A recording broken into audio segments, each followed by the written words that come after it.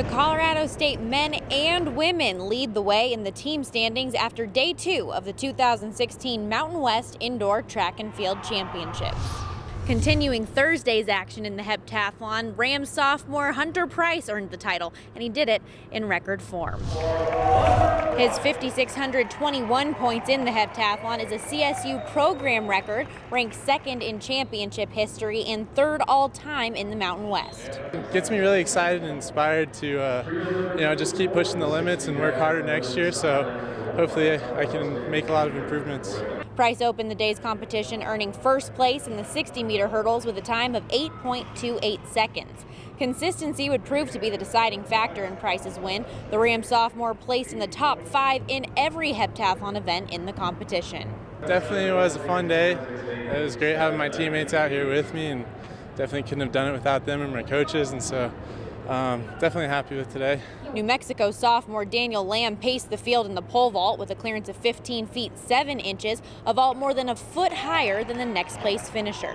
The 1,000-meter race was the final event of the men's multi, a race that would come down to the final straightaway. Colorado State's Travelor Skidneski would earn 1st place, followed close behind by Utah State's Bradford Strobel and teammate Price. Single event action also got underway in day 2. In the men's long jump, after much back and forth with teammate Yannick Rogatz, Lobo senior and defending champion in the event, Alan Hamilton, would earn his 2nd straight gold medal. His leap of 25 feet 3.5 inches is the 3rd best in championship history. And it was about the whole competition. It only just got him in the 5th round. So, yeah, it means a lot.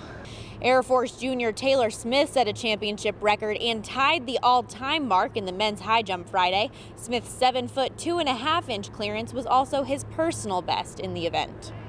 I'm definitely happy with it. I PR'd, so that's huge.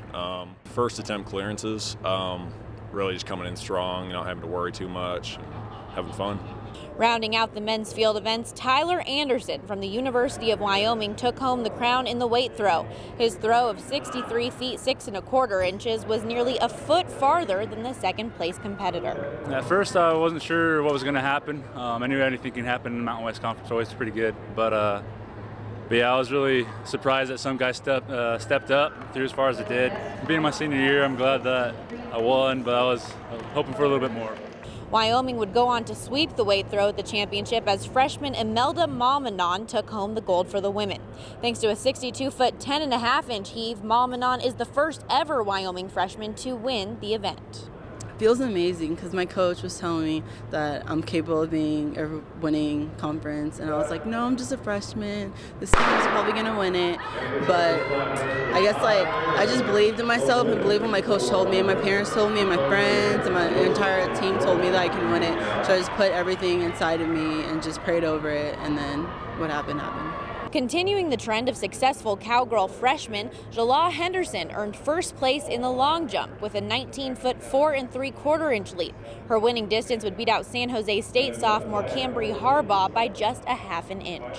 I'm really excited. I just thank God for everything, and my family's praying for me back home, and I'm just glad I did what I did. The mark was really close. I was so tired after that 60, I'm not going to lie, but God just carried me through, and I'm blessed. Bonnie Draxler would finish the day with a winning 13-foot 9.25-inch clearance in the pole vault. It's the 2nd time in as many years competing that Draxler has won gold. I knew I was seated first coming in by a couple inches, so that's what I was hoping would happen, but pole vault's just kind of like you never know what's going to happen on the day of. To catch up on the track events from today's competition, make sure to log on to the MW.com and watch archived versions of every race.